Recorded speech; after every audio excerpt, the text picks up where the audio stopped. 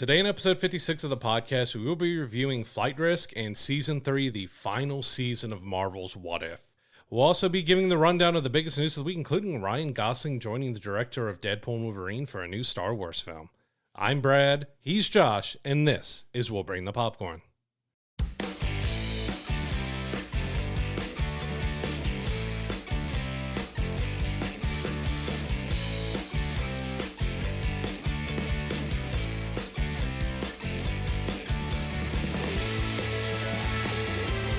Before we jump into our news stories this week, please give us a like and subscription on YouTube. Hit that notification bell so you're getting all of our episodes when they drop every single Monday.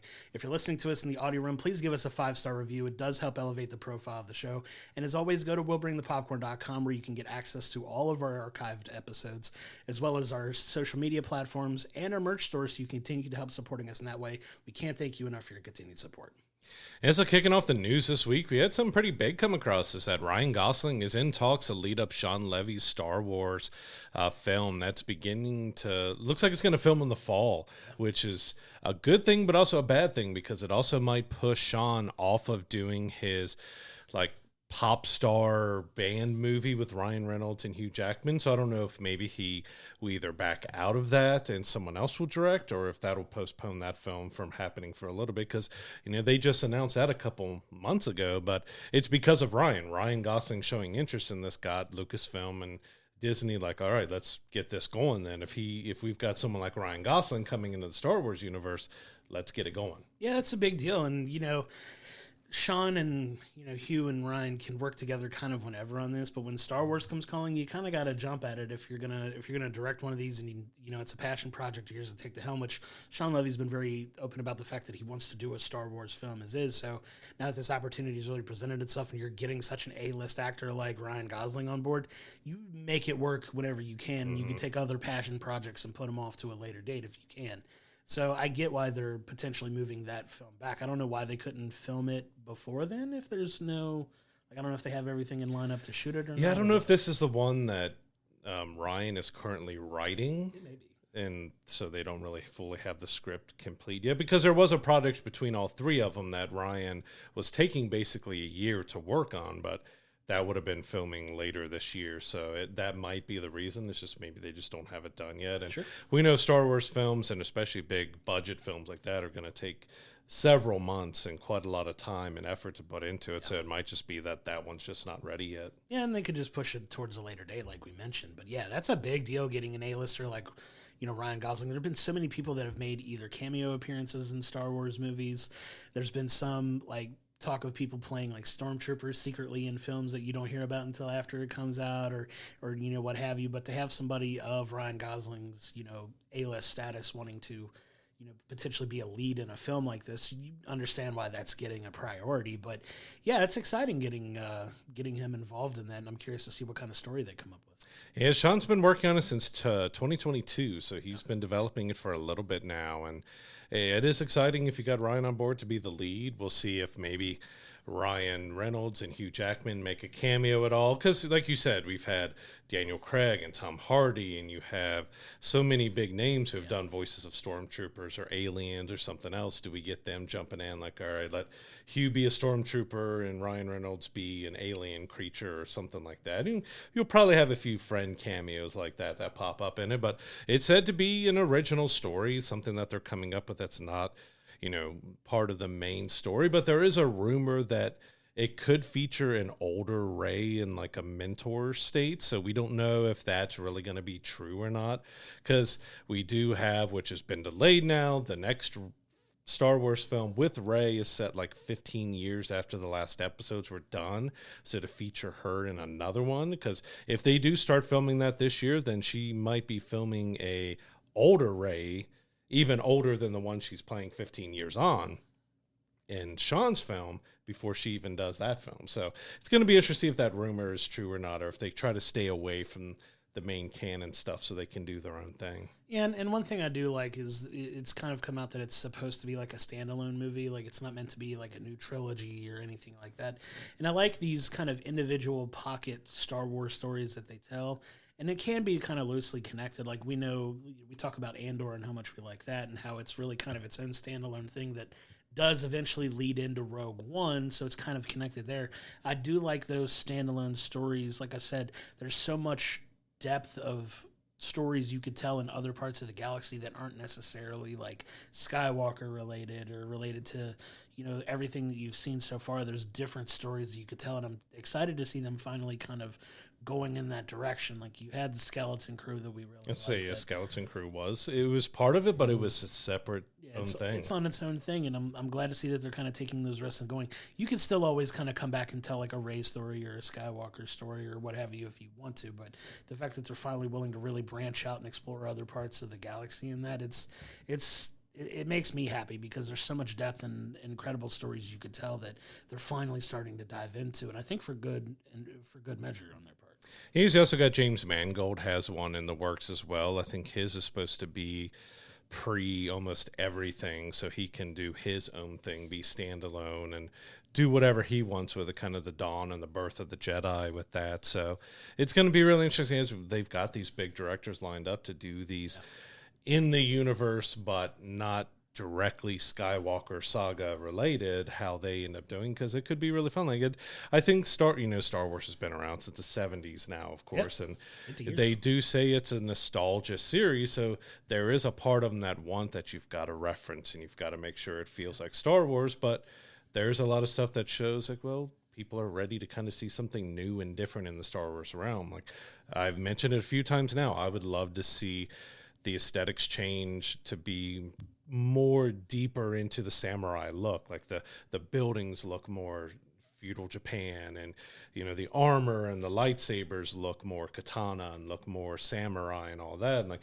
you could still have it be Star Wars, but give it that fresh look, and the common wipes and everything else they do. Like it's okay to change it up a little bit. So it's going to be interesting to see how much Shawn and James Mangold have to change things up when they do their films here. Yeah, we've both been saying it for years. We want our Star Wars samurai movie. Like that would be incredible if they go back that far and go into that lore and just kind of play around in there and give us that Star Wars samurai film. That would be absolutely brilliant. I do want to move now into our second news story of the week.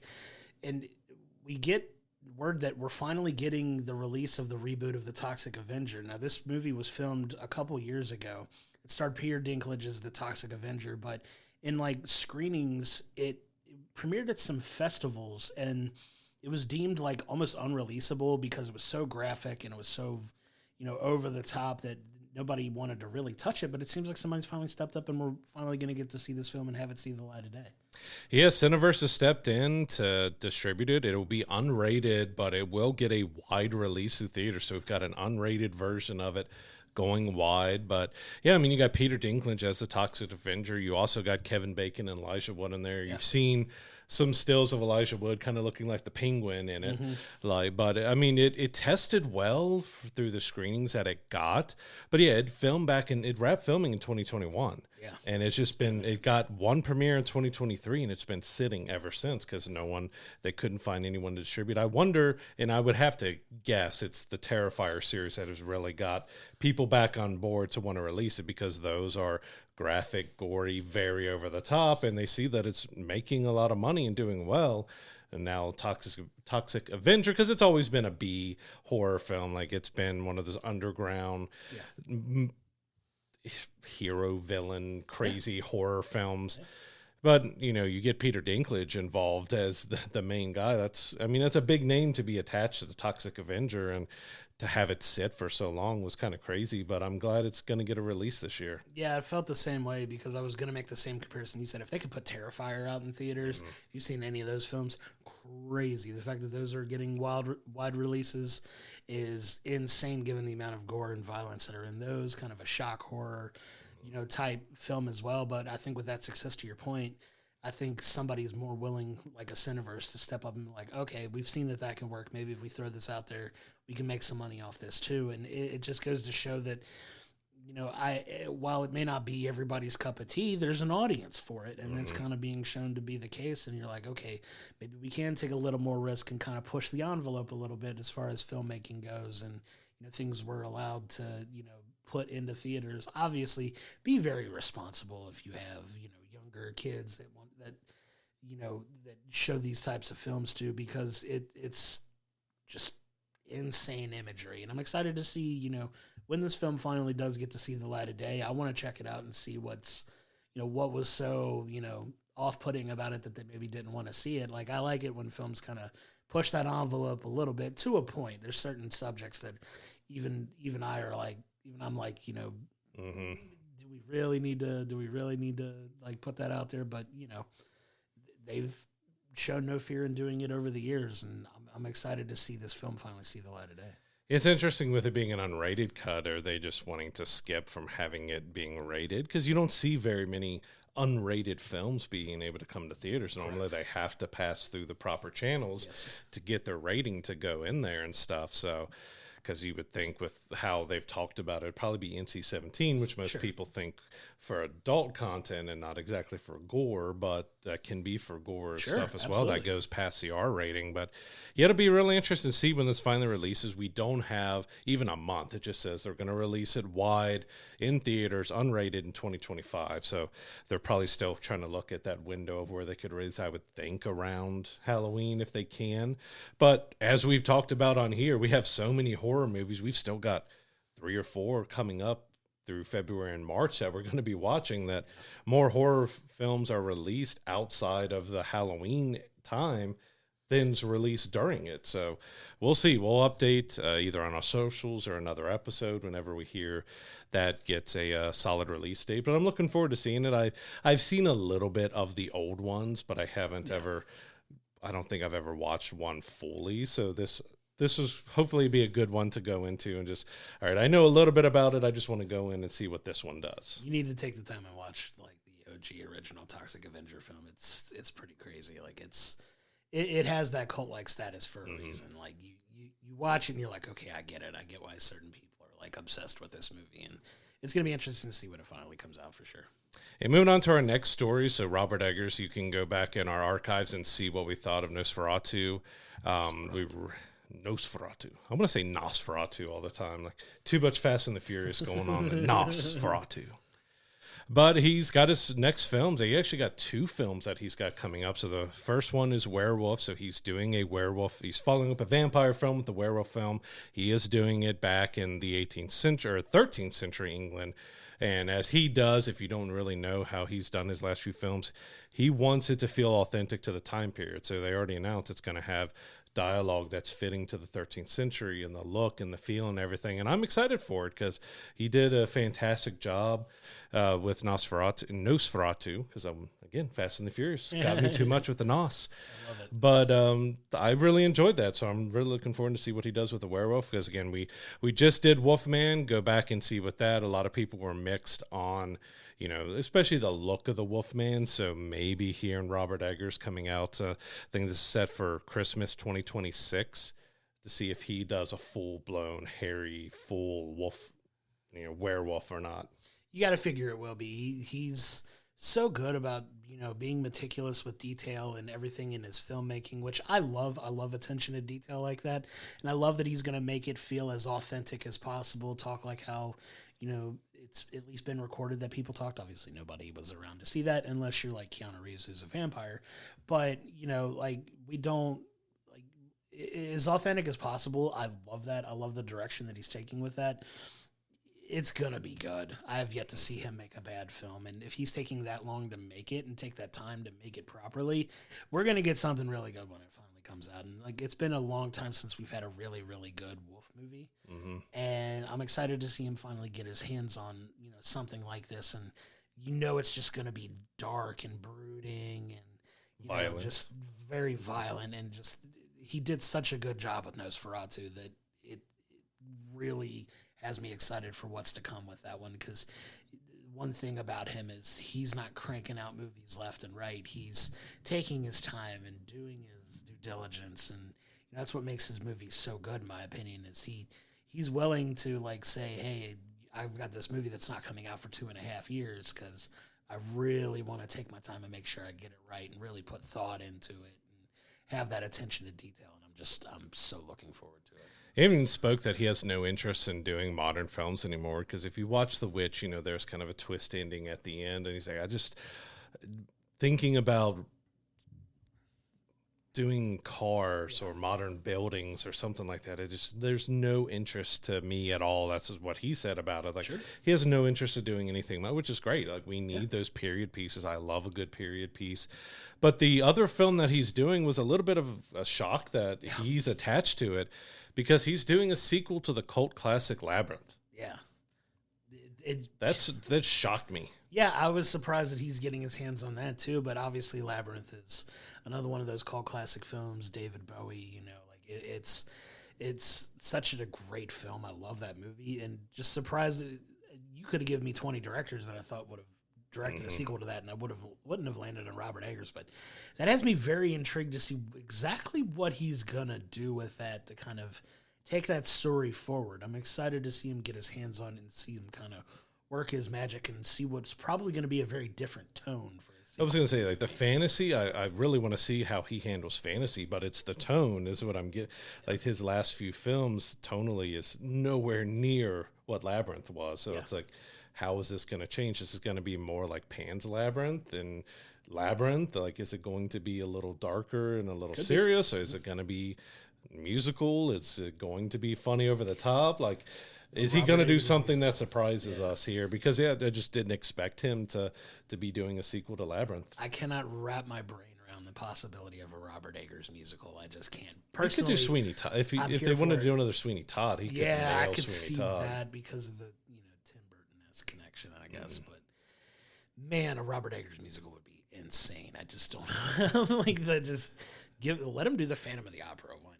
Yeah. You know, like, I think he'd probably do okay with that. I love the Phantom of the Opera, but it's such a weird dynamic too. Like I can't see it. It's got me intrigued, though. Like, I'm going to go see it because I've really enjoyed what he's been doing so far. But that wasn't one that I thought a space he would go into, with just how Labyrinth was done and the look and the feel and the tone of it just doesn't match what he's done. So, because, it's more bright and colorful and more little silly at times and stuff. So now you've kind of got him. I don't know if he does something silly, maybe he pulls it off well, but I'll be there to watch it. Absolutely. Absolutely. We love Robert Eggers here on the show and looking forward to what he has moving forward. I want to move into kind of an oddball story to kind of follow up on something we had talked about before. We had talked about Will Smith potentially teasing something about possibly going into the Matrix, kind of playing off the fact that he was in consideration for the role of Neo for the original Matrix movies. He wound up, I believe, turning it down. For Wild Wild West. Yeah, for Wild Wild West. And just great choice for him. He makes all kinds of great choices, apparently, especially lately. But, that had a lot of people talking about, okay, what kind of Matrix-adjacent stuff is he working on?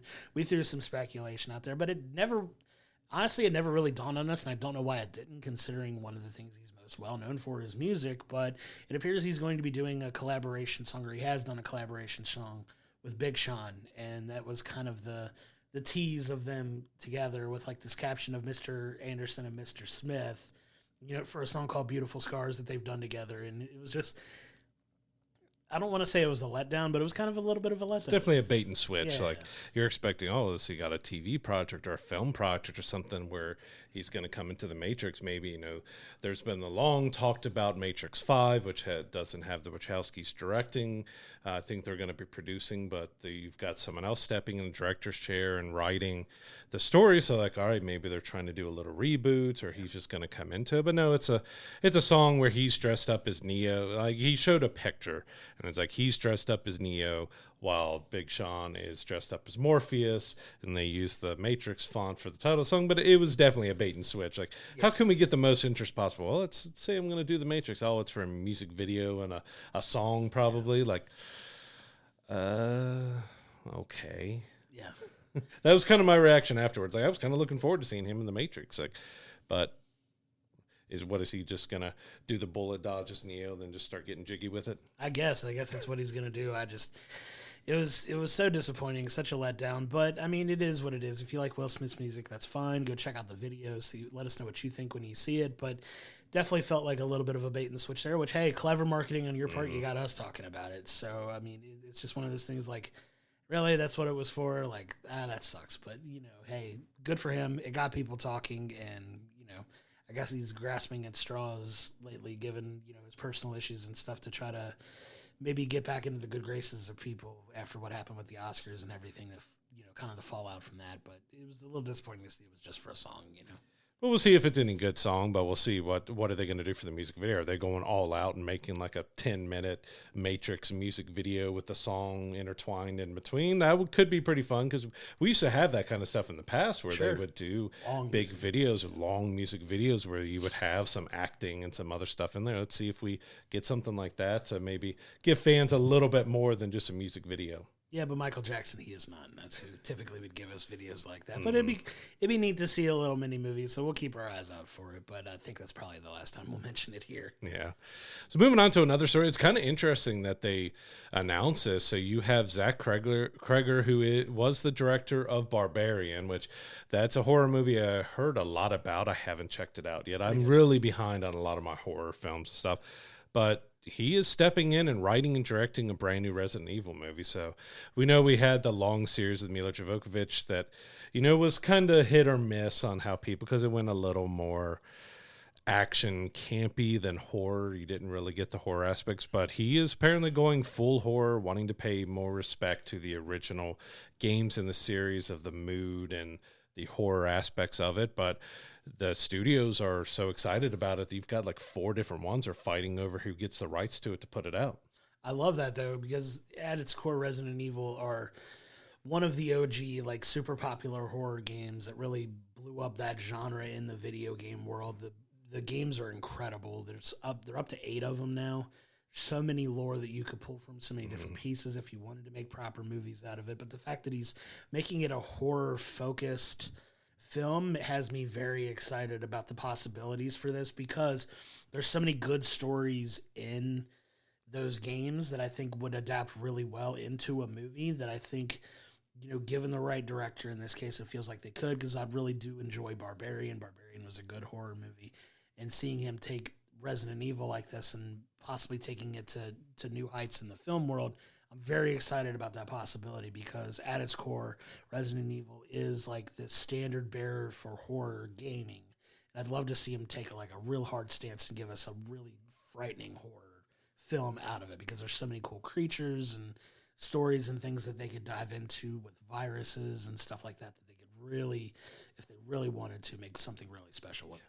I still remember it was me and my brother playing it as kids. When the first one, I believe it was the first one, came out, that walking down the hallway and the dogs jumped through the glass, and I'm like, okay, what had happened here? Because you had those locked camera angles that gave you those really, like, you'd hear the sounds, but you can't really look around and see. And then you come around, you get the cutscene of the zombie eating somebody, or, something like that, that it set really good atmosphere and stuff. So, yeah, if he goes back to, because, Mila's, it did touch on a good amount of the games, but it did a lot of its own stuff. Like, it didn't really dive into the games that deep. Curious if he goes back all the way back to the mansion in the first one and gives us more of that, or if something like Resident Evil 4, that's, talked about as being one of the greatest Resident Evil games ever done. It is set in a different setting, back in kind of a rundown village and stuff, and you get a little more horror aspects in that. Like, it had a lot of good jump scare stuff. Does he adapt kind of Resident Evil 4 and give us something like that to go back into the Resident Evil world, but not exactly retreading what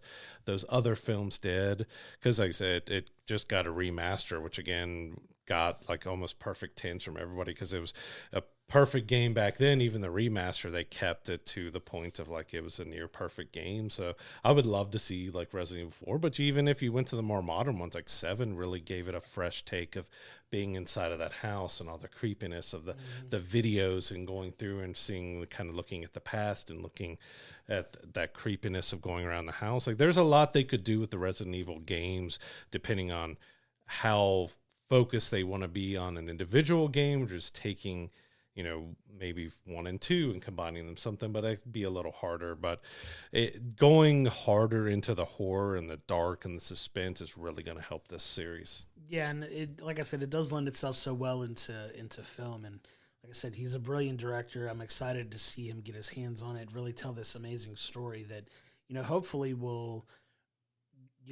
continue on the legacy of Resident Evil in a way that, they're more willing to tell stories in this universe, because you could really dive into and make several movies out of this. Like, they really could if they wanted to.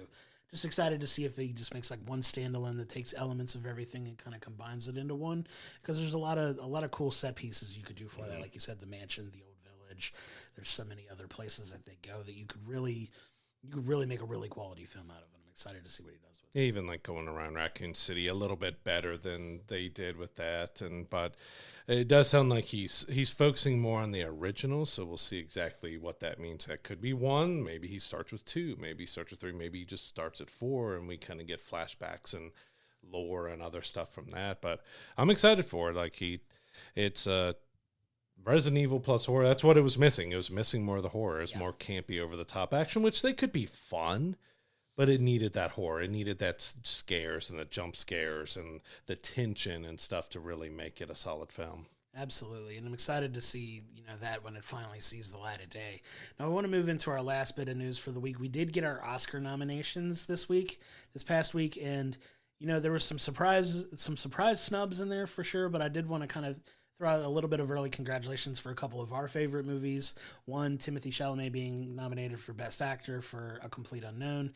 Brilliant performance by him in this, but also Wicked getting Best Picture nomination, which is a little bit of a surprise, honestly. As much as we loved it, I didn't know if it was going to make that final cut, but now that they're nominating like 9 or 10 films as opposed to like 4 or 5 like they used to do, the opportunity was a little bit more present for them to get that nomination. But you also get nominations for Cynthia Erivo as Elphaba and Ariana Grande as Best Supporting Actress for Galinda, however she wants you to say her name, like she did in the movies. Love that. But super happy for Wicked, more than deserving. Dune Part 2, another one of our favorite films, was nominated for Best Picture. But I want to kind of kick off some of the snubs a little bit to talk about some of the people that didn't get nominated. 2 of the Best Picture nominations didn't get directors nominations for directing. Like, it's crazy that doesn't correlate between the two, because Denis did not get nominated for Dune Part 2 and John Chu didn't get nominated for Wicked, which is very surprising. And what makes it even crazier is Denis didn't even get nominated for Dune Part 1 either. Right. So both films that I believe both of them were up for Movie of the Year, Picture of the Year, he didn't get Best Director for either of them. Those were gorgeous, well-directed, well-done films, and he didn't get another. It's just crazy to me that he didn't get it. Like, one that was a surprise to some people that James Mangold got nominated for A Complete Unknown, which it was a great film, and I thought it was really well done and everything too, but it is kind of like him over Denis with just what Dune Part 2 took to get in there was kind of crazy. I also wanted to see Robert Eggers get some love for Nosferatu, because I thought that was such a very well done, well filmed, good looking film that I think he should have got a nod for that. I agree. And there's, some surprise that Denzel didn't get his nomination like he usually does when he appears in it. He was honestly the bright spot in Gladiator Part 2 for me. You also didn't get kind of a surprise that as much as she was getting buzz around the Golden Globes, that Pamela Anderson for her role in Showgirl didn't get a Best Actress nomination, as well as Jamie Lee Curtis didn't get nominated as well. Some surprising no nominations, some snubs for sure. It kind of feels early on, based on initial chatter, that Emilia Perez, like it did the Golden Globes, is going to kind of clean up at the Academy Awards, which I've still yet to see the movie. Yeah, I need to see it. It's one that's got a lot of buzz, and a lot of buzz for both positive and negative around it. I've heard more negative around it than I have positive. Sure. But it's also the internet and stuff. But I want to see it just because it's so polarizing. Like, you either loved it or you absolutely loathe it. Yeah, which is very interesting to see that a movie that has that kind of,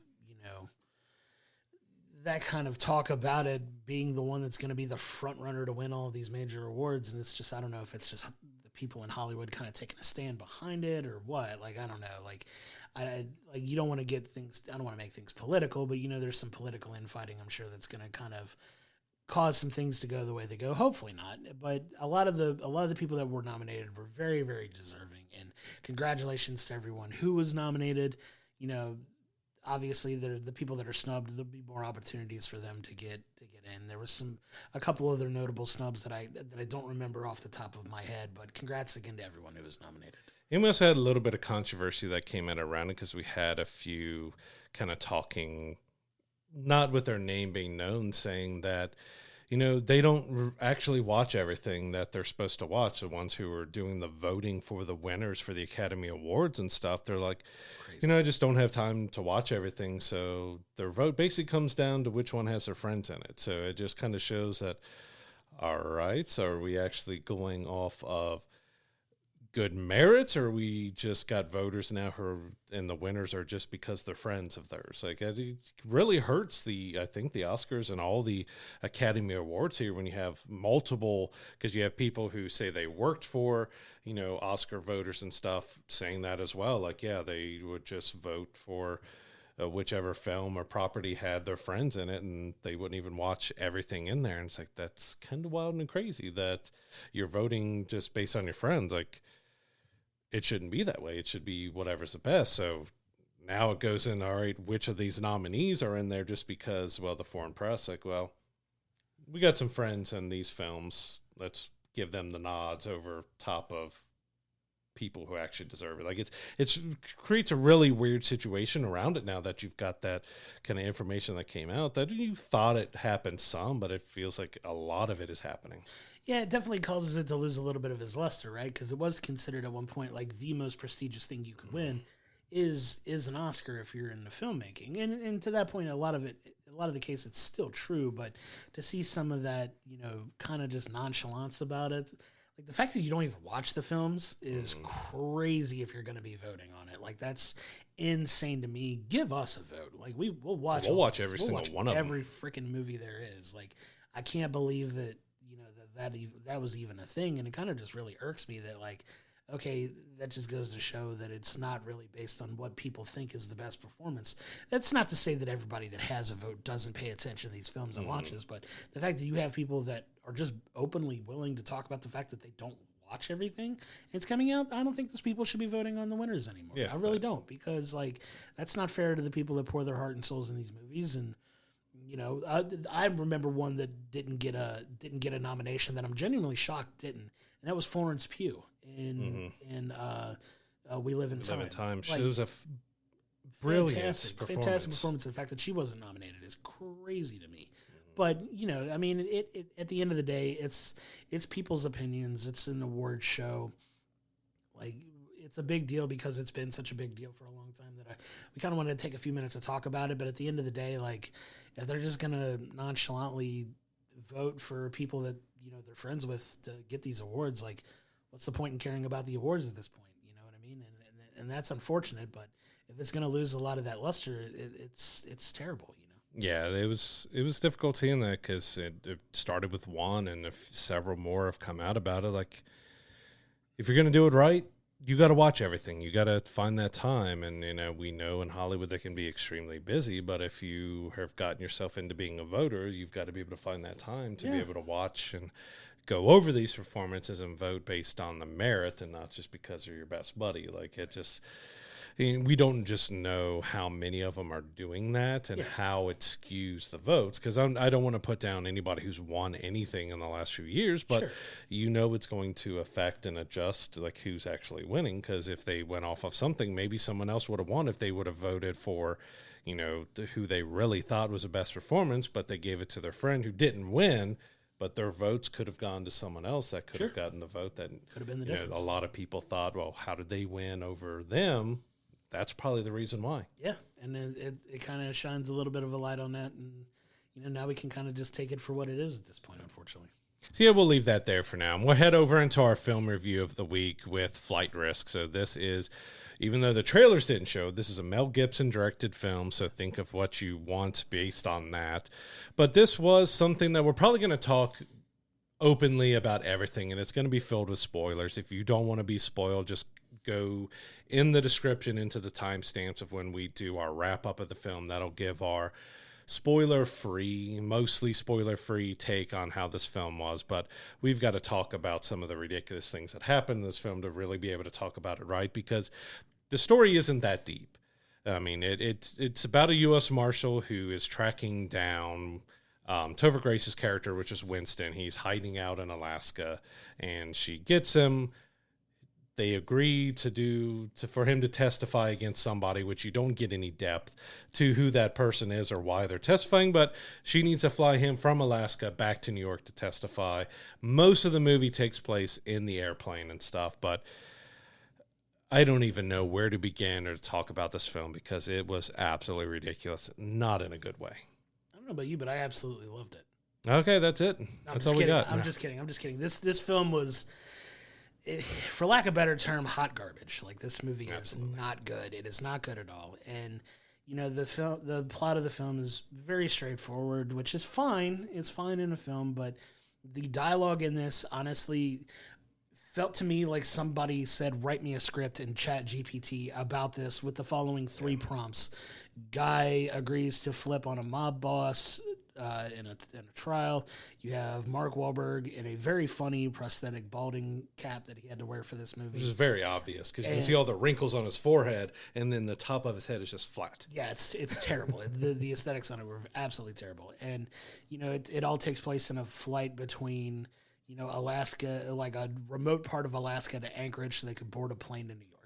And then ChatGPT wrote an entire script about dialogue and everything like that. It does feel AI. Was terrible in this film.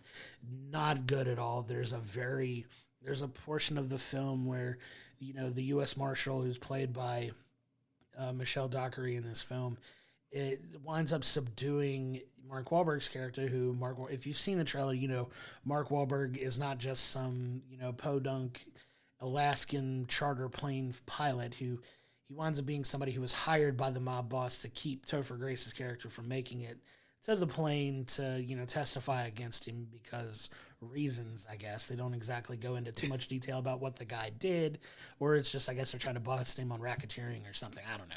It's just, you kind of draw your own conclusions, which it does a terrible job about laying that out. Yeah, because Winston's his accountant. That's all you know. You know the name of the guy, but you know nothing else about him. What is he involved in? What business is he doing? What kind of stuff are they looking at?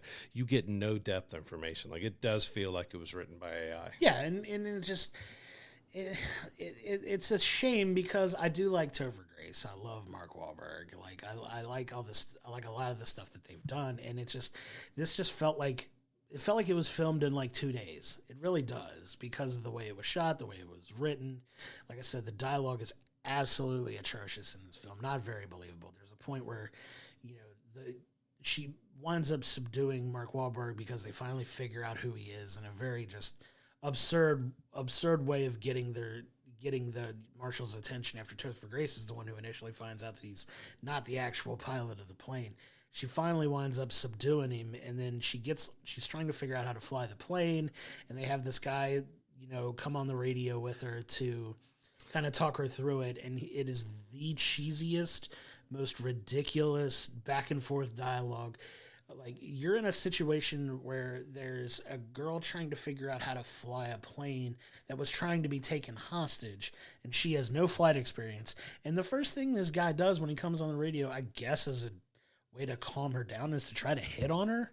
Yeah, we'll get you here so we can go on a date. So what kind of food do you want? All right, this is how you do the flaps. Like, all right, so I think you're going to really like how I look. Like, it's just that kind of stuff. That's the dialogue in this movie, and it just hurt my brain to sit there and watch. We spent more time in this movie laughing than we did, like taking anything that happened in this film series. And it's considered a drama thriller and not a comedy. And we were laughing the entire time at how cheesy and terrible these lines were in this movie, and it's just not well delivered at all. It's just kind of a big floppy mess is the best way I could choose to describe this film. Yeah, and take what you will. Mel Gibson has said and done a lot of bad crap outside of it. If you look at his films, he's done a lot of great films, but this is one of not one of them.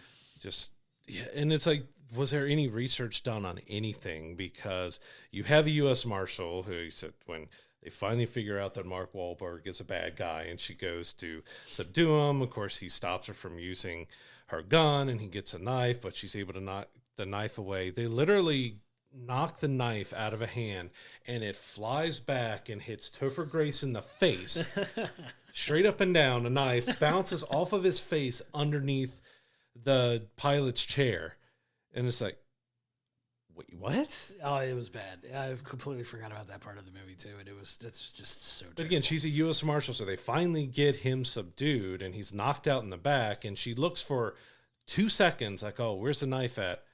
Okay, let's just forget about it for the rest of the flight. Like, I'm a U.S. Marshal who even go back to when the plane, like, they board the plane first. So she gets Topher Grace's character on Winston. She gets in, the co-pilot seat and stuff. And Mark Wahlberg gets on there. You sure you don't want to sit in the back? There's one seat in the back. Yeah. And he asked her multiple times, you sure you don't want to sit in the back? There's one seat in the back. Yeah. But, like, wouldn't she have, if she's got this big witness that she's supposed to be protecting, double-checked ID and made sure that this person, because the person that you see who was the pilot, they look nothing alike at all whatsoever. So if she would have checked ID, which he had the guy's ID in his pocket, she would have seen that it's not the right pilot, and the movie would have been over with already. But, like, she did nothing. Like, this looked horrible for the U.S. Marshal character, because you're supposed to feel a little sympathetic to her because it brings up that she had a case in the past where she's supposed to be protecting somebody, but they ended up catching on fire from a Molotov cocktail, and she wasn't able to save her. And you're supposed to feel a little sympathetic, but everything she does in the movie makes no sense for what someone who has had extensive training, because we've learned she's been 7-8 years, wouldn't have done all this stuff, leaving a knife behind, not fully securing, not looking back and checking on the prisoner that often, because he's sitting there sawing at stuff and breaking stuff off and and she's never looking back at him. She's just, okay, I guess I've got him fine. Yeah, I've got him tied up. He couldn't possibly escape. Like, it's so absurd and so dumb and so insulting to our intelligence as viewers. Like, there's nothing about it that makes sense. Like you said, the fact that she didn't properly vet that the pilot was. How did she not have background on who the pilot was going to be to fly the plane? Normally, you'd have a rundown about this is pilot. This is what he looks like. She knew his name. Like, she didn't see a picture. There's no dossier for her to look at. There's no photo of what he like. You don't have a photo of the pilot that you can reference to make sure that the guy that gets on the freaking plane is not the guy in the picture. Mm-hmm. What are we doing here? Like, it's like I said, it's just insulting to anybody who watches any of these types of films or has half a brain. Like, it's terrible. It's just, there's so many things wrong with this movie that had they taken 5 seconds to not be lazy about the writing, could have figured this out. And it's just the fact that this made it all the way through like it did, and it's just completely absurd. And that's not even to get to I'm gonna jump around a little bit just because it's such a hot mess. Like, even when they get to the end where she's trying to land the plane and the guy, like, she runs out of fuel as she's trying to land the plane and she's almost to the ground, and the guy that was helping her the entire time was telling her nothing about what to do. Okay, I'll see you. You got it nothing from here. Nothing about a break. Like, you haven't got wheels on the ground. He's like, all right, you're fine. We'll talk. And the plane luckily doesn't completely blow apart because it's out of fuel, but, like, what the heck? You abandoned it at the most critical point. Like, the plane's not even on the ground. She's 60, 100 feet in the air still. And he's like, not telling her this is how you brake. This, you need to pull the nose up so you bring it down properly. You got to adjust the flap. They adjusted the flaps once. But it was also sequences like that. Like, he's walking her through, even when he's walking her through stuff, it's like, all right, you need to, let's bring the speed up some more. So you need to, and she automatically moves like 3 levers before he's even done talking. He's like, it's you don't know how to fly a plane. Right. So why are you flipping all these levers before he's even done talking? But yeah, that was the whole thing with him. Like, I get kind of what they were trying to do, that he's trying to make her feel a little more comfortable. But yeah, he abandons her before she's even on the ground. It's like, all right, I'll see you in a little bit.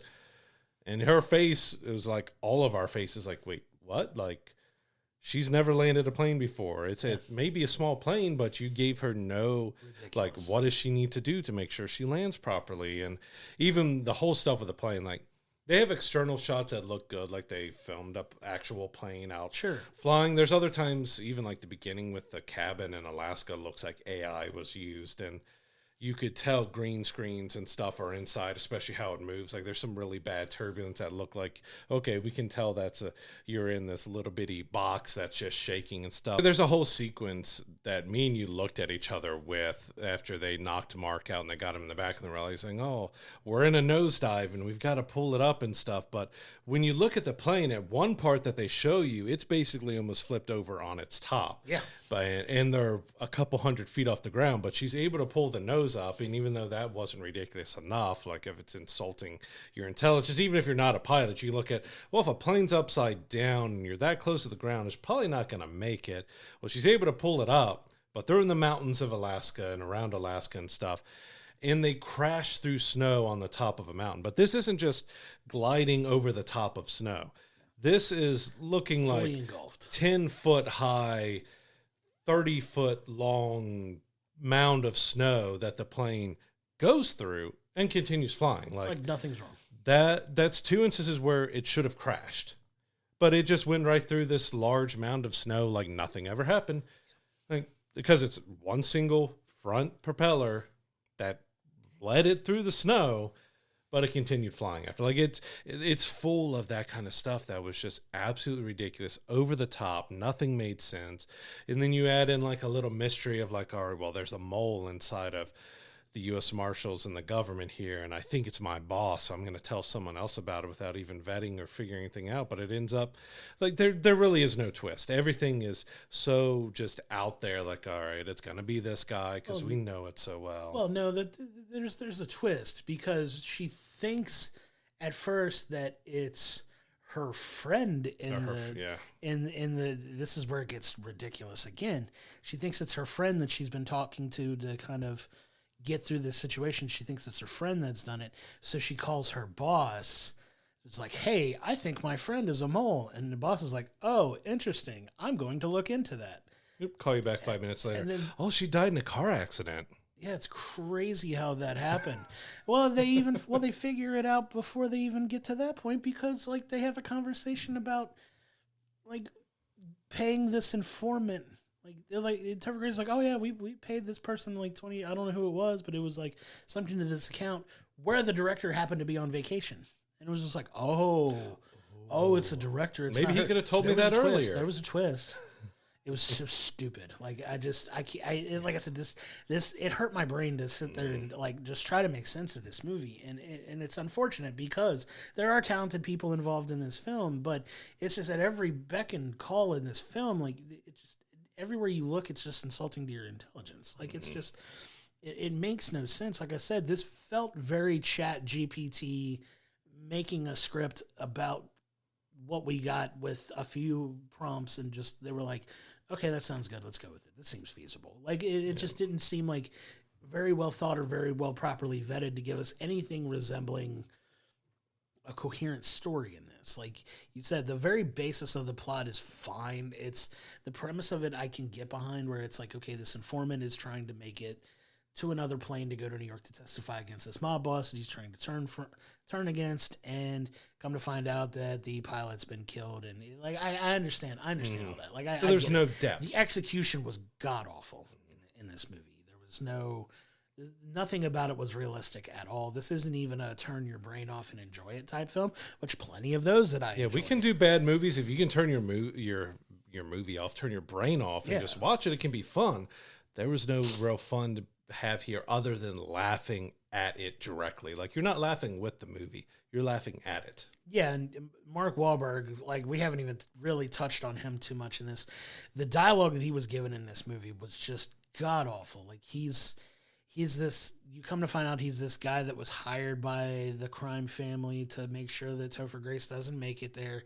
He's based on what we could piece together from what he talked in the movie, he was recently released from prison for something, and he's just this cold-blooded killer, like, but the way he talks to the marshal is like just crass and wrong. But I don't know, it was just a hot mess. His motivations made no sense, because if he was hired to make sure they don't make it there, he could have easily offed them. Like they're sitting in the plane before he gets in there with their backs turned. She's not looking for anything. She's just sitting there twiddling thumbs, waiting for it to happen. He could have popped them and flew off, dumped their bodies out in the mountains, and went on his business. But it added like a subplot that he wants to torture him, that he likes to torture. So he wants to take them somewhere and, cut them to pieces and torture them up and stuff, which really had no bearing on the film. It didn't matter. None of that mattered.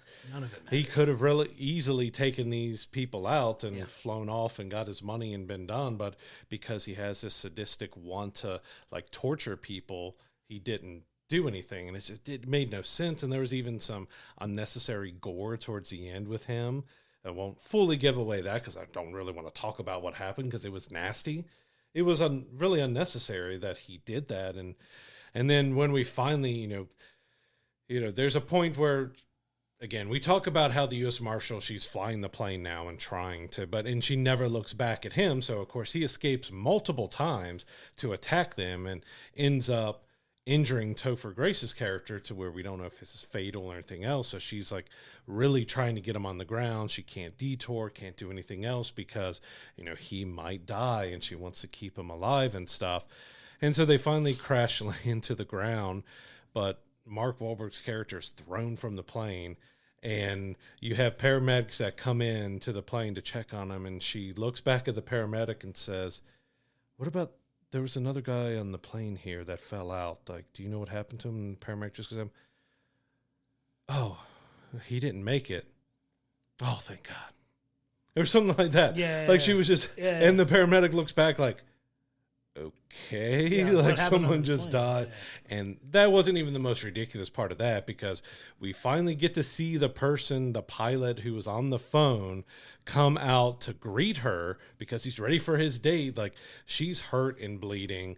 You know, Topher Grace's Winston is hurt and bleeding, might be dying.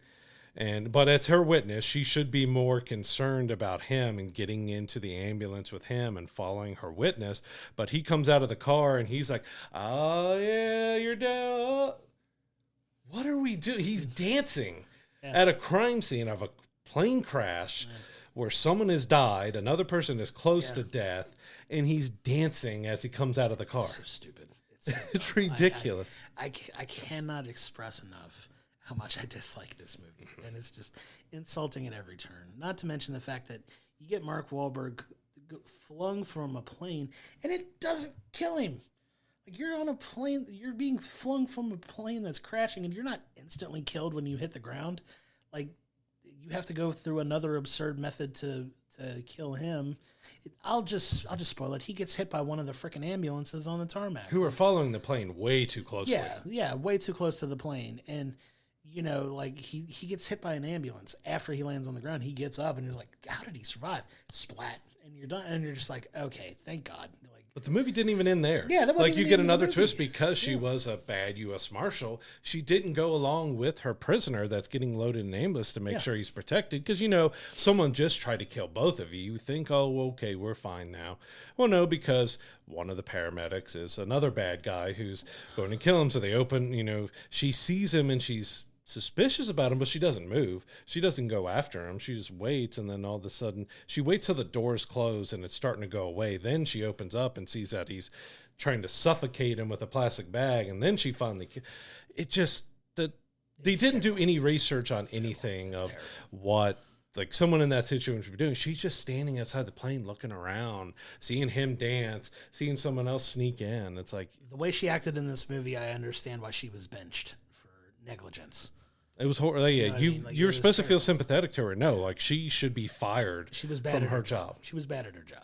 Like, okay, I get the understanding of, like, the accident happened, you lost a witness, you were benched, and for reasons, I guess, you're back in the field for this one because I guess nobody else wanted to do this job. So, like, hey, let's give her another shot.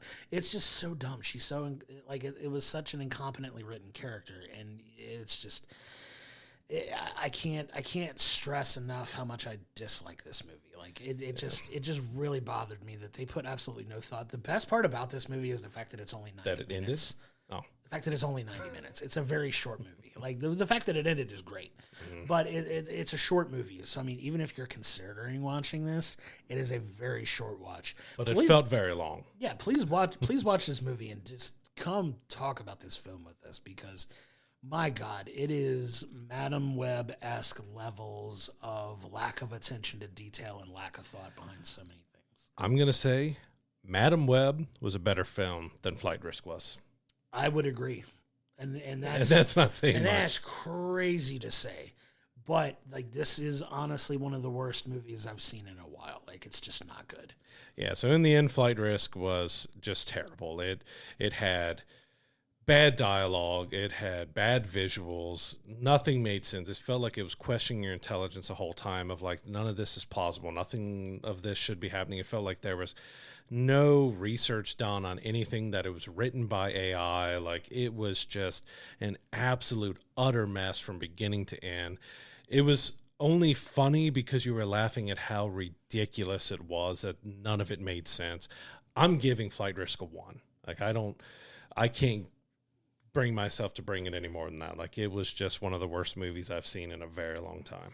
And I would agree. This film is absolute hot garbage. It is not a film I'd ever want to see ever again in my life. But if you want to see it once, have a good laugh and talk about how absurdly this movie was written.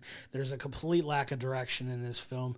Nothing is reasonable. Nothing of it, if you put any modicum of thought into this film, makes any sense at all. For that reason, I'm giving it a 1 as well, only because I don't believe in giving anything a 0. It's a film that was made. I'll give it a 1. Like, it is just not good. One of the worst films I've seen genuinely in a long time. And it's such a shame because I do love Mark Wahlberg as an actor. I do love Topher Grace as an actor as well. But both were given just a mound of crap to deal with in this. And they did what they could, but at the end, it's just not a good movie at all. Yeah. I don't know Michelle Dockery that much of what else she's been. And she, like, again, I don't think any of the actors were that bad. It was they were giving so much bad stuff to work with. Like, bad direction, bad dialogue, bad everything. That I don't even think if you had Oscar-winning actors in there, they could have pulled anything out of this, because it was just that bad. But Flight Risk is in theaters now. If you want to go check it out and see if it is bad as we all think it is. And if you do go see it, come to our socials, come to our Discord, talk to us about it. We'll love to rag on this a little bit more. Like, we don't want to be that harsh on something, but this kind of deserves it because it is that bad. It just feels like no effort was really put into this film. And when it warrants it, we'll be critical. I know some people like to give me a little bit of a hard time. It's like, oh, you're too nice when it comes to some films. No, I will rip a movie apart when I genuinely feel it deserves it, and this one absolutely deserves it. I am so ready to go have a palate cleanser to move into talking about our TV review of the week, which I'm getting ready to do. But we kind of put a button on this movie. Like, I know sometimes we get poked at for like being a little too generous with our ratings sometimes, but we are more than willing to rip a movie apart if we feel it deserves it. This film is absolutely deserving of that. And thank God we can transition to something that's a bit more of a palate cleanser and talk about something much more pleasant. And that's going to give us our TV review of the week. And that is the final season of Disney's Marvel's What If, from Disney, season 3. This is the final season of What If, and to kind of give like an overall sense of this season, I feel bad that I feel like in this season they finally really hit their stride with some of the stories they're telling, especially the last couple episodes in this season. I felt were absolutely brilliant. The last episode in particular is fantastic to kind of tie everything together in. What you don't know if you've never watched What If is they take, characters that you already know and tell different stories about what could possibly happen if certain events were different based on what you know of the MCU and what they've presented so far. So you get characters you're already familiar with and a couple characters that haven't really been introduced in the modern MCU, like Howard the Duck is involved. You get a couple characters that they've introduced in this series, but I really feel like they've hit their stride, and it's a shame that they wrapped it up because they kind of end this thing on a high. I think they really found their calling in this, and I love that you get these individual stories that kind of play a bigger part in an overall story that they're telling, which I think is a lot of fun. And you get these crazy hypothetical situations about characters you already know, and it makes for a lot of fun stories. And I really enjoyed this final season. Like I said, I'm disappointed that it's ending because I really feel like they found their voice this season with all the stories they were telling and the way they all connected together. I enjoyed most episodes. There was some that stood out as just not being as good as solid, just strange and weird. And I have to say the Howard the Duck episode was one because you get Darcy, from Thor and everything, and Howard the Duck end up dating and having a baby, but they have an egg. But the entire universe is after this egg because they think it's like the supreme being is going to be born and all this. And so you've got this kind of just absurd over the top. You visit Loki, who, I guess never went to Asgard. He's still with the Frost Giants and everything, but he's opened up a ski resort that they go to there. But you get like every villain of Thor's, and you even get Thanos and everybody else showing up, and you have the egg hatch. And this is spoilery to it, but this has been over for a few weeks now, so we're going to touch a little bit on the spoilers with it, but the egg opens up and it's able to destroy Thanos and like every villain and stuff. But we get that Birdie, and it's what they end up naming the child, is supposed to be this big cosmic power, but they never really capitalized that on the last, even though she was a kind of a fun part of the last few episodes. It kind of forget about that part of with the crazy Howard the Duck story that she's supposed to be this powerful, but she ends up being kind of just a pilot in the end. Like it kind of forgets a little bit about that. And I will say the Agatha one I wasn't as crazy about. Like It was fun, but it was just this big, you know, it's Agatha goes to Hollywood and you think she's going to be an actress and stuff, but she's actually trying to awaken the Celestial so she can get its power and stuff. And you get Kingo from the Eternals shows up to it, but they have a dance battle off and stuff. And it was, I don't know, it was just really weird. The animation was really weird. You could tell all of the backup dancers were synced to their movements. So they were all doing the exact same movements at the exact same time in the exact same way. And it kind of threw me off. Like it had a couple rougher episodes to me, while that didn't really feel like it fit in the overall story. Cause we've had some that are out there that aren't really supposed to fit, but when it's a final season and you're trying to wrap up this interconnected story, those kind of stuck out as like, well, you set up a character that happens in your big payoff episodes, but then you didn't really pay off that character at all. Yeah, I mean, like I said, it's not perfect by any stretch, but the story, a lot of the stories they tell are a lot of fun. I really enjoyed the Shang-Chi episode, the Western type episode. That was a lot of fun. You get Walton Goggins coming back with his character, and it's just a ton of fun. I enjoyed the Mysterio episode as well. Like that was a good one. The Mecha Hulk, the Hulk versus the Mech Avengers. Those were fun because it was like Godzilla meets Power Rangers meets Marvel meets Voltron. Like, because you get their mechs transform and combine together, and you get Hulk kind of looking like Godzilla, and that was a fun episode. Yeah, like they just tell some of these silly stories that are obviously not plausible in film, but they work in the TV animated realm, and it's just so much fun. And I enjoy like even the watcher kind of becoming more emotionally connected to these characters, and you see that kind of play off with the last couple episodes where the rest of his fellow watchers kind of notice that he's breaking protocol by intervening and not just sitting back and letting things happen. And you get this incredible sequence in the last episode where there's this big fight between Captain Carter and her crew trying to save the Watcher, who, these guys have been part of every, the big interconnected story throughout all of this. And Captain Carter's kind of the main like protagonist in this show, and she's involved in so many different stories, and she becomes like this. It's the equivalent of, I would say, of Cap getting Mjolnir's hammer in Avengers Endgame is like her story arc in this, where she becomes like almost on the same level as the Watchers, in their eyes. And, it's just a really cool way to end this series. And it wrapped up so well that I can't praise it enough. It's one of my favorite, episodes of like animation that I've ever seen. Yeah. I mean, I enjoyed the last season. I did think it had a few missteps, but there was some fun to it and stuff. And I did like that, because we've joked about it quite a bit since that showed up, is the Watchers referencing Madison with one Y and two N's and stuff. And they bring her back up and like, oh, Madison is still alive and well in the multiverse. Baby. I love it. They're still talking about Madison. Like, all right, let's go with that. But it was fun. But I will knock the final episode just a little bit, because we learn that kind of the Watchers, they give an oath and then they bestow the powers upon them. And, we get that Captain Carter and her crew and the Watcher are kind of the other Watchers. They're basically indestructible. You can't harm them. You can't kill them. You can't do anything. And they're blasting them and just about to kill him. So he has them do the oath and gives them the powers. But it was kind of a little bit of hokey, like, all right, just say this oath and you have all the powers of the universe. They're humans, and some of them are, of course, metahumans and everything else. But it's like, you just have to say a phrase and you become one of the most powerful beings in the universe. Okay. Like, I laughed at that a little bit just because it was so obscene. Okay. You just say the oath and now you're the most powerful beings around. What's the problem? I get just a where little I get where you're ridiculous. coming from. I get where you're coming from that for sure. But it made sense in the story though. Like you said, Yeah. they tell you that like he becomes a Watcher because he takes the oath and he gets the powers bestowed upon him. So he feels that they are worthy enough of saving that he gives them.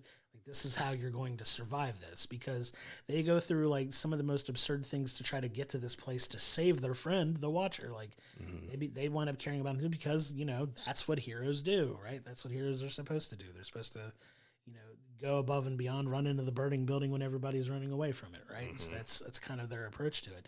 And it's just a ton of fun, man. I love these individual stories they take.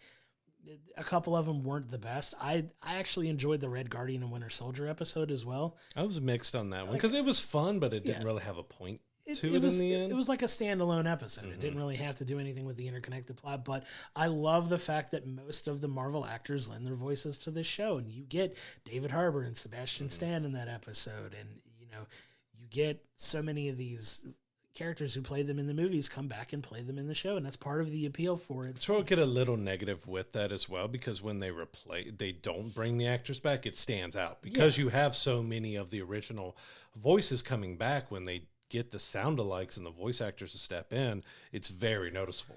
Yeah, and you can only replicate, it just depends on the talent of the voice actor and everything that you have do it. But at the end of the day, I don't think it takes away from the story that much, honestly. Like, I wish you could work those deals. It's harder. I guess it was harder to get some of the big three, if you want to call them the big three, and that the big three being Scarlett Johansson, Robert Downey Jr., and Chris Evans. Like, those were the three most notable ones that aren't. I don't think they got Mark Ruffalo in there because that was Was that Mark? That was Mark Ruffalo that played the voice. See, that's the thing. Of Hulk. It did not sound like Mark Ruffalo. That was Mark Ruffalo. It sounded like as the someone Hulk. sounding like. So Mark Ruffalo was doing an impersonation of himself. Yeah, he was doing a voice portrayal of himself. It didn't sound like him exactly. I agree, but I had to double check too. I was like, was that him? It actually was him. As Mark. Because it wasn't. It sounded like him at times, and other times like, all right, I can. The voice actor's not nailed. Wait. That's actually, I'm surprised that was actually Mark. That was legitimately him. Because you had Simu playing Shang-Chi. You had, I believe Hemsworth returned for Thor. Hemsworth was Thor, yes. So you have, most of them do come back. And in some cases, it's very noticeable. Like when you get Tony Stark, it's very obviously not Robert Downey Jr. when he does that. When you get anything involving Black Widow, it's very clearly not Scarlett Johansson. You can voice match to a point, but it's still somebody else's voice doing it. But yeah, I mean, I got a lot of enjoyment out of this. I know you like to poke some holes at it, but like I think they gave us a solid continuation of stories throughout the entire thing that kind of culminated in the way that made sense to me. Like, it's supposed to be a fantastical romp across several different universes and different experiences and presenting these characters in ways we haven't seen it, and that's the whole premise of the show. Yeah. Like, I think they did a fine job telling that story, and I just got a lot of fun out of it. Probably the biggest highlight of me for the final season. Like, I've really enjoyed the last two episodes, but it was also, we got Alison Seeley Smith as Storm. Absolutely. And having her voice and having her in there. And she's, you could have thought, well, she's already got the power of nature. Why does she need Mjolnir? But it made sense. And then how she's got that and able to pull, and it gets her powers with nature even more and stuff. But just her voice, like, we got to talk to her at Cincy Comic Expo, and it was fantastic to be able to talk to her in person about Storm and everything, and have her be able to join the What If and come into this and play Storm. Like, it was just fantastic to hear her. Like, every time she's just got that voice she does for Storm, just gets you like, okay, I'm listening. Like, when she's talking, it's silent and I'm listening. Yes, Queen. Whatever you want. Like, but it was fun because it takes me back to that conversation that we had with her, and she was psyched about this. Like, she was genuinely happy about, like, she's like, if you liked it in '97, you're gonna love me in What If. Like, it was a really cool conversation that we got to have with her, because you could tell how much love she has for playing Storm, and just that booming presence and that just powerful voice that she gives to it. It's absolutely incredible. One of my favorite vocal, like, meshings of character and voice actors I've ever seen. And she just eats. Like, she's so good in this. And you get that, omnipotent power, like, just in her voice, and it's just incredible. And she does such a good job, and good to see her get a little extra love in that too. And seeing that gets me more excited for the follow-up on X-Men 97 Season 2 when that's coming out for it. But, yeah, just so good. And I love the way all these characters interact and mesh with each other. And I just really enjoyed it, man. I did. At the end of the day, I had a lot of fun with it. You think the last 2 episodes would have been better if instead of Infinity Ultron, it was Madison who had the power to bring them into the fifth dimension? So funny. I love Madison. It's like the one positive we could take away from She-Hulk. It was so silly and absurd. I love stuff like that. It really makes me laugh. And just her as a character, just trying to trek around through the multiverses with Wong, just Wongers, like, let's go. Like, this would have been funny because inside of Infinity Ultron, you get Vision. So he's looking like Vision underneath. So when he took that off, like if it was just Madison instead in the Ultron armor, like, oh, me and Wongers took care of Ultron a long time ago. Instantly 10 out of 10 if that would have been the case. I would have given it a 10 and it just would have been perfect. But no, it's a ton of fun. Like, I love this show. So in the end, Marvel's What If Season 3 is a lot of fun, in my opinion. You get the culmination of 3 seasons worth of stories that just kind of play around with hypothetical situations involving Marvel characters. If you're into that sort of thing, they do a fine enough job. I think it's written very well. The animation can be hit or miss at times, so that keeps it from giving a perfect score for me. If I were to rate this season alone, a standalone season on a scale of 10, I would probably give it a 7.5, and that's still really solid. Like, it's not perfect. It does have its issues, but what really helps redeem it, in my opinion, is a solid story throughout the entire run. You're going to always have that standoff episode that doesn't really connect to everything, and for my money, that was really the Red Guardian and Winter Soldier episode, but it's still a lot of fun, and I love the fact that a majority of the Marvel actors do lend their voices to this, so it kind of helps keep that connected, like, oh, this is, these are these characters that we've seen on screen in the animated realm, and it's just a ton of fun. Like I said, 7.5 out of 10, and it really sits there well for me. I really got a lot of enjoyment out of this. We're not too far off. I would probably give it a 7 just because I think it did take me out a little bit when the voices just didn't sound like, but it was also the design. Like, sometimes you look at the design of the characters and they looked exactly like who they're supposed to be, and other times it's like, who's that? That's supposed to be them, but it doesn't look like them. Like, they kind of got that wrong. But, and like I said, the Winter Soldier one did stand out to me. Like, I love the Winter Soldier and I love the Red Guardian, but it was kind of just really silly, over the top. That was fun, but it also just kind of didn't have a point. And the whole birdie thing, like the Howard the Duck episode with, Darcy being his wife and trying to connect the universes that way. Because Howard the Duck is one of those polarizing characters. I get is they did the live action movie that was, critically panned as one of the worst films ever made.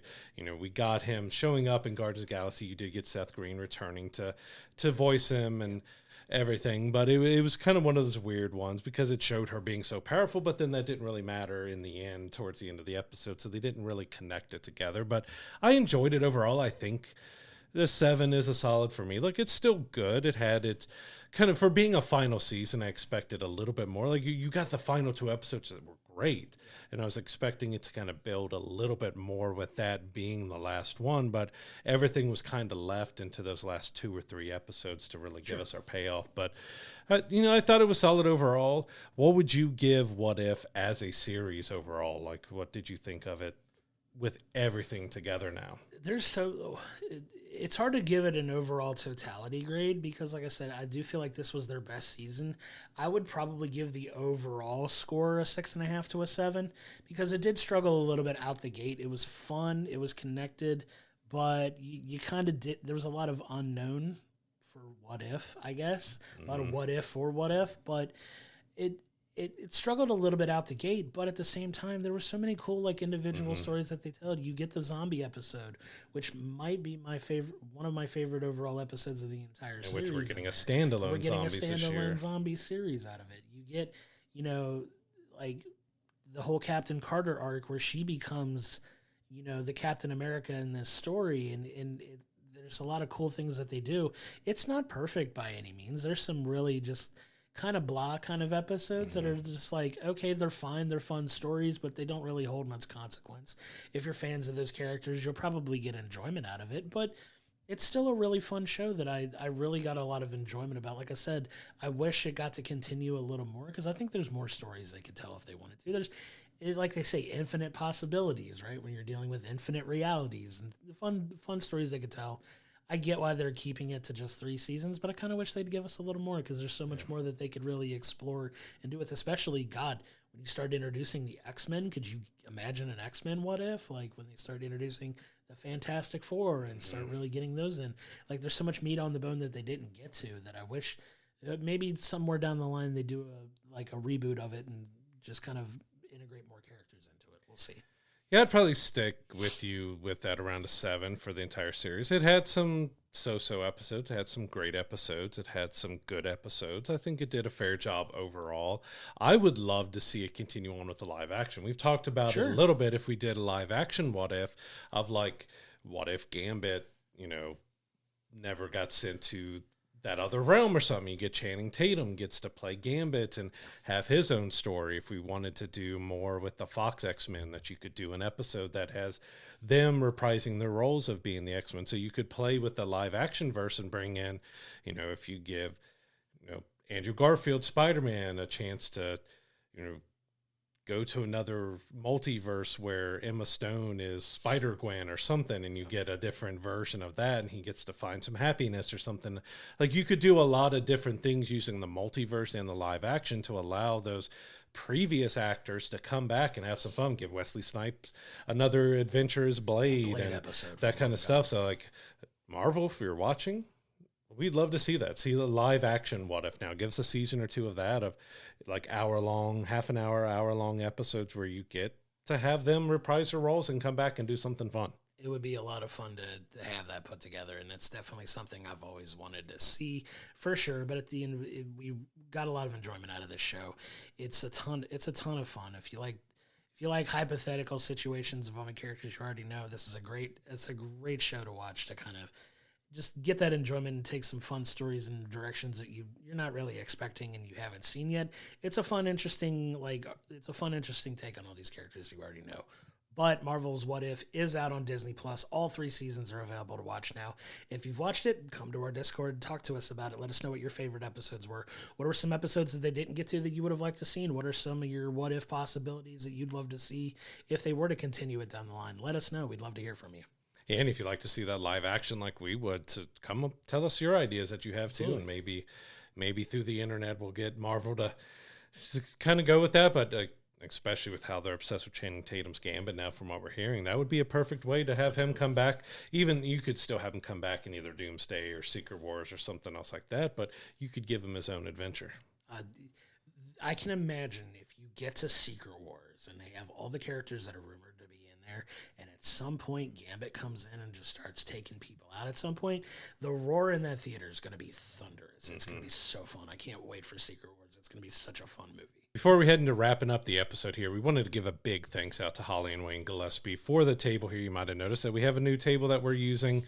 We were using a folding table before, just keeping as cheap as we could doing this, but we got a nice solid table to use for the podcast now. We can't thank them enough. We want you to go over and show some love to Hollie. They have the HUDIE Hut-N-Stuff. So this is a concession truck. She also does a bunch of crafts and everything else you can hire for birthday parties, or if you have ball games going on at parks in the Northern Kentucky area.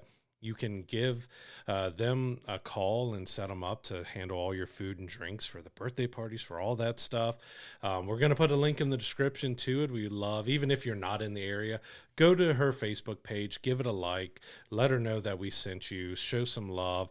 She started this business last year with her mom, and unfortunately she lost her mom to brain cancer and stuff. So it's been a really tough time and a hard time. She's trying to push through and move on, keeping this business that they started together going. So we'd love if you could just go send them some love, give the page a like, and if you're in the Northern Kentucky, Cincinnati area, hire them for your events and stuff. And they're some great people, and we really want to show some love to them, and a big thanks again for what they did for us. Yeah, friends of the podcast, great people, incredibly nice people, incredibly giving people.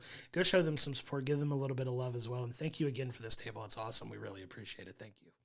So what's coming up this week? So we have a couple interesting films coming out in theaters. So we have Companion, which I do kind of feel they shouldn't have done that second trailer.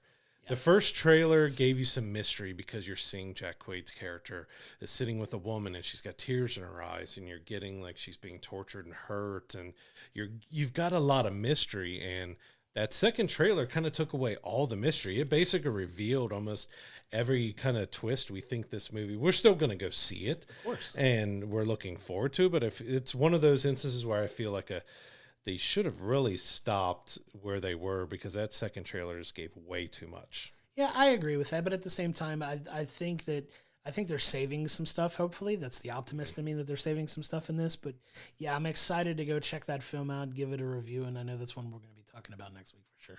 Yeah, we also have Dogman, which is an adaptation of the graphic novel that my kids really love. They're looking forward to seeing that, so I'm going to be taking them to check that film out.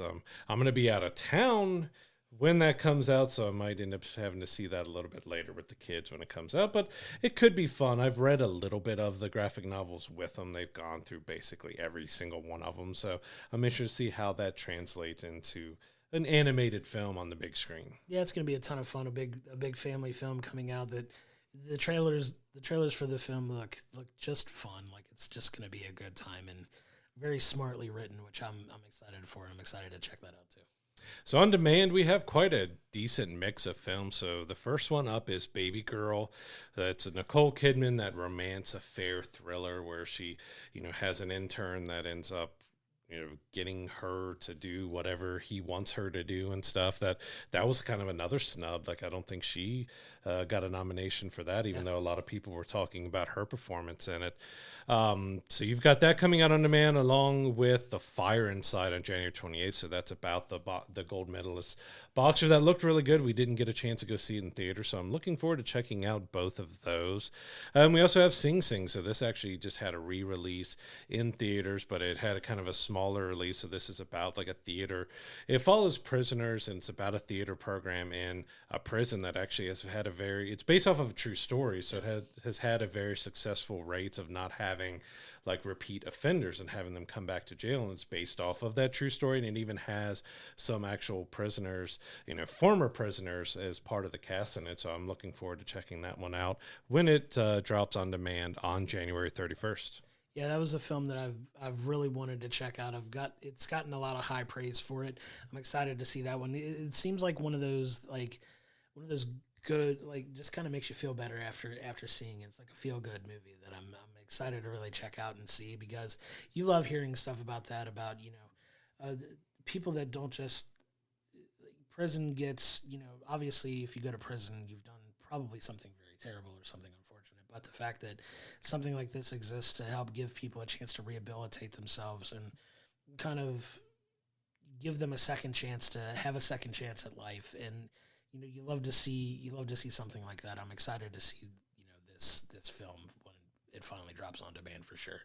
Yeah, over on the TV side, we have Paradise Season 1 on Hulu dropping on January 28th. So this has got Sterling K. Brown and James Marsden in. So it kind of takes place in this big, rich community. So it's just this, you have the elite all living together, but then a murder happens and it sends shockwaves to the community, because this is something that shouldn't happen, because they're all the elite. And it's got some good buzz heading into it as kind of one of the most anticipated shows of the season, of the year coming in. So that one will be interesting to check out, and one that we're really looking forward to. We finally have Your Friendly Neighborhood Spider-Man dropping on Disney Plus on January 29th. So we did get the release schedule for the episode. So they are doing it in a different way, because most of the streaming, you either have it in two ways. You have episode by episode, or you might have a 2-episode premiere, then they go episode by episode, then you may have a 1 or 2 episode finale.